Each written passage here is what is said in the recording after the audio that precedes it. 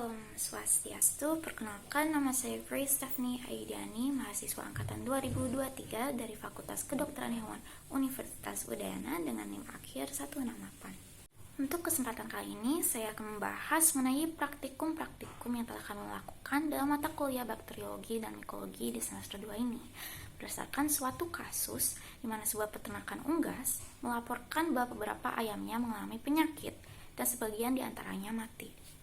Pertumbuhan ayam-ayam yang sakit itu terhambat, cenderung tidak aktif, dan menunjukkan gejala diare yang berwarna putih.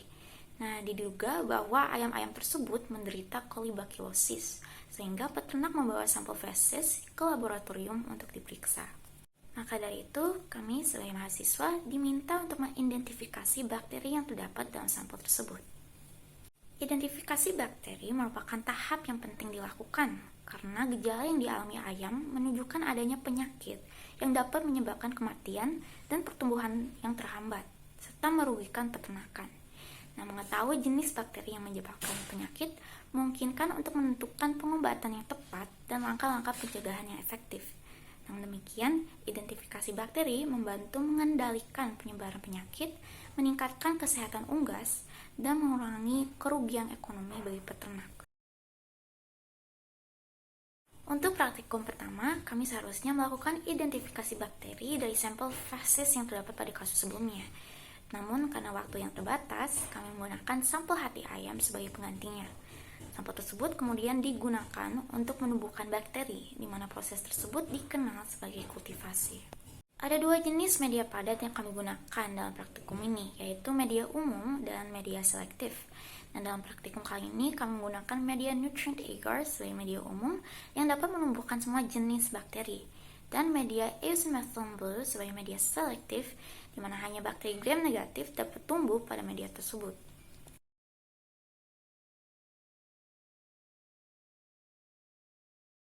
Tahap pertama adalah pembuatan nutrient agar, di mana 2,8 gram nutrient agar ditimbang dan dimasukkan ke dalam Erlenmeyer bersama dengan 100 ml Aquades.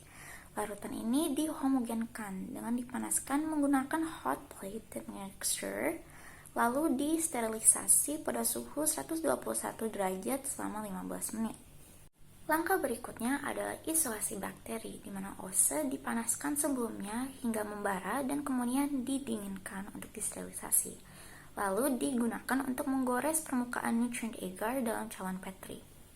Lalu, ose digerakkan ke kiri dan ke kanan secara terus-menerus hingga seluruh permukaan media tergores.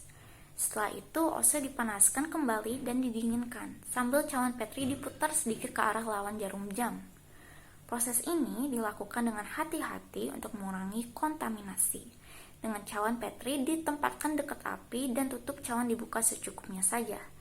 Setelah itu, cawan Petri diinkubasi pada suhu 37 derajat selama 18-24 jam dan hasilnya tinggal diamati.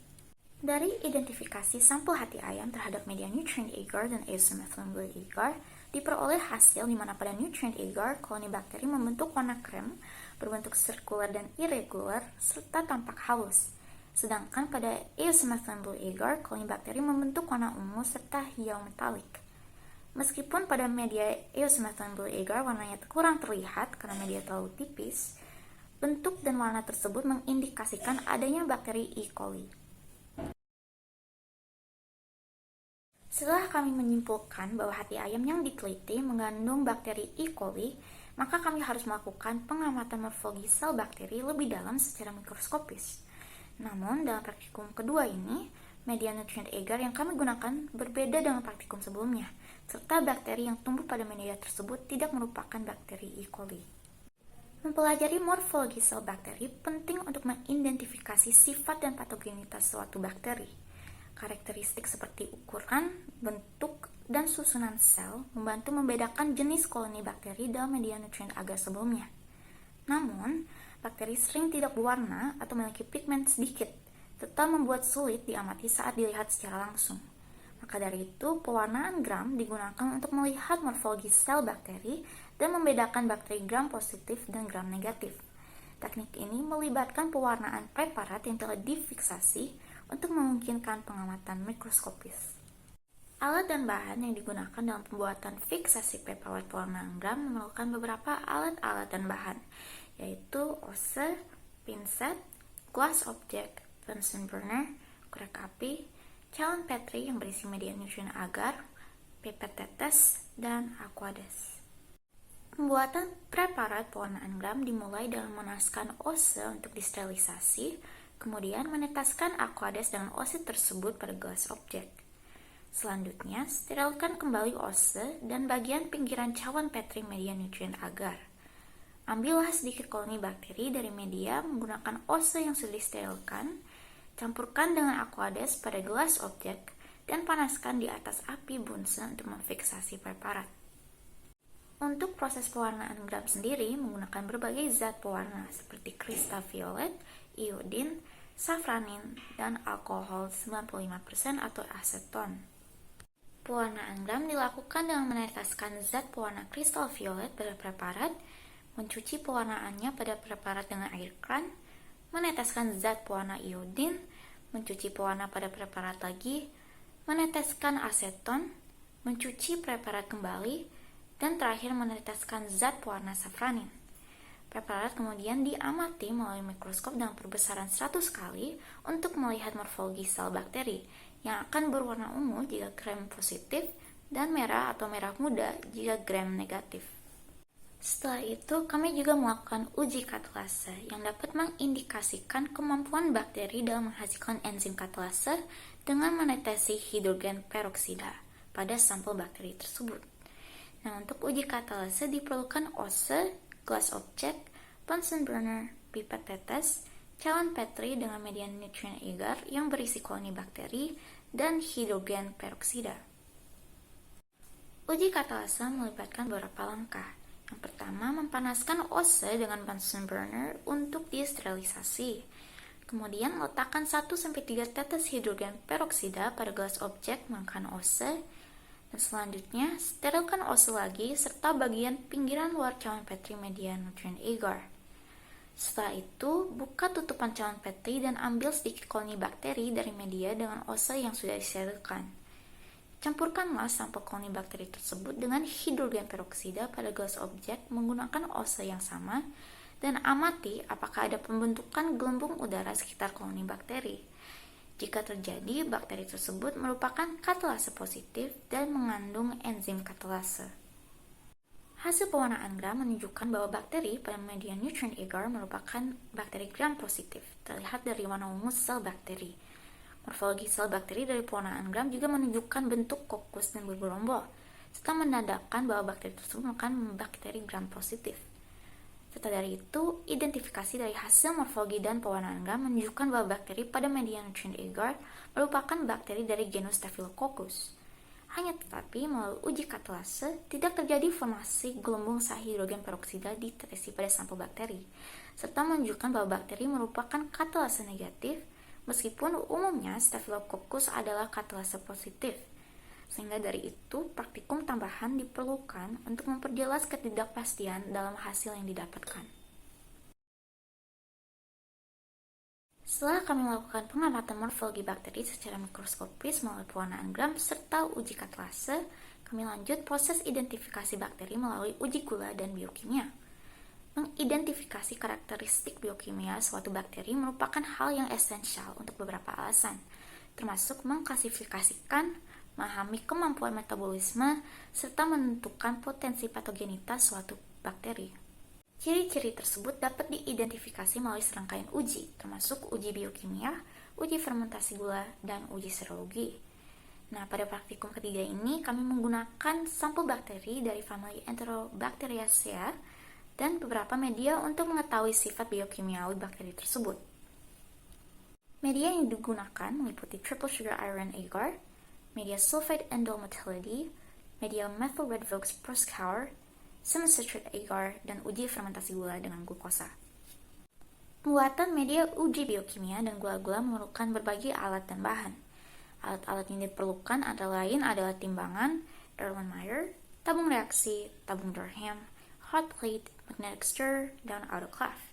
Sedangkan bahan-bahan yang digunakan meliputi aquades, media padat dengan formula tes agar dan semi-citrate agar, media semi padat dengan formula SIM media, serta media cair dengan formula MRVP media dan formula gula-gula yang terdiri dari glukosa. Pelaksanaan uji biokimia serta gula-gula membutuhkan beberapa alat tambahan seperti jarum Mohs, Bunsen burner, biakan bakteri Enterobacteriaceae, serta media uji termasuk TSI agar, SIM, MRVP, semi-citrate agar, dan gula-gula. Selain itu, digunakan juga pipet, inkubator, gloves, dan masker. Untuk bahan-bahan tambahan digunakan reagen MR dan reagen VP. Untuk uji biokimia dan gula-gula, masker dan sarung tangan perlu digunakan untuk keamanan. Kemudian, jarum ose disterilisasi dengan Bunsen burner dan dibiarkan dingin sebelum digunakan. Setelah itu, bakteri Enterobacteriaceae pada media nutrient agar diambil dengan jarum ose dan ditanamkan ke dalam media sesuai jenis media yang digunakan. Media-media tersebut kemudian diinkubasikan dalam inkubator pada suhu 37 derajat selama semalam. Khusus untuk media MRVP, setelah dikeluarkan dari inkubator, satu tabung media ditetesi dengan reagen MR dan satunya lagi dengan reagen VP menggunakan pipet.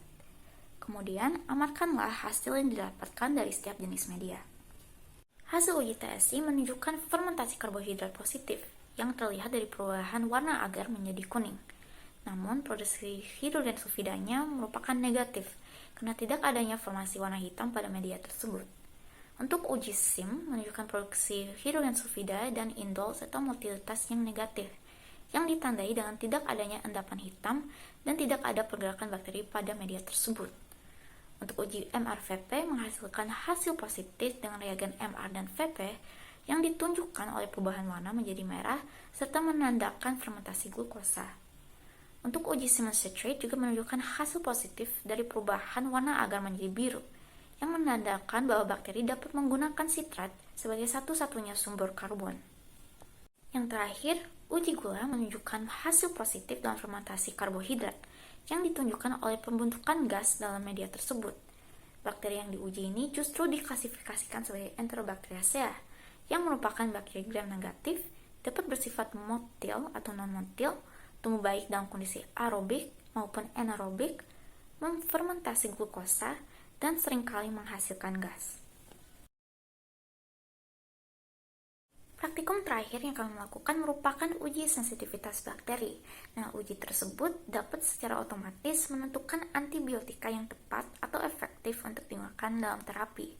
Nah, antibiotika yang tergolong sensitif atau peka dipilih untuk digunakan ke terapi dikarenakan efektivitasnya, sedangkan antibiotika yang resisten perlu dihindari.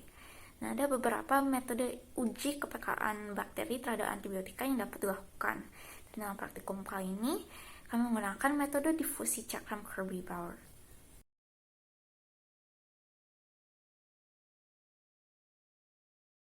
Langkah pertama adalah mengamati kultur E. coli yang sudah diinkubasikan dan menyesuaikan kekeruhannya dengan standar Macfarlane 0.5.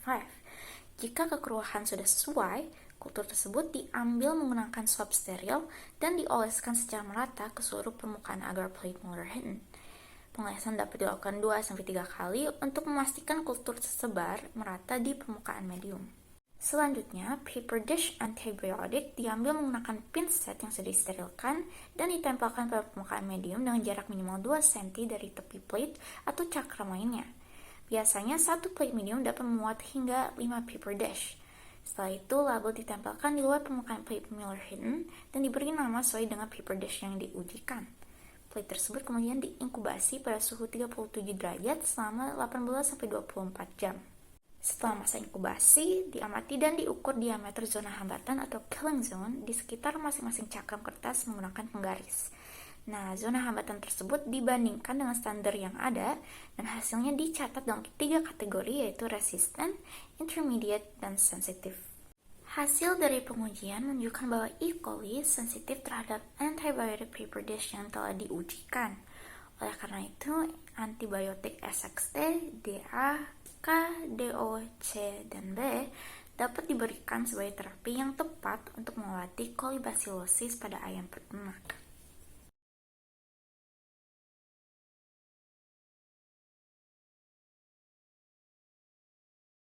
Sekian dari saya, terima kasih.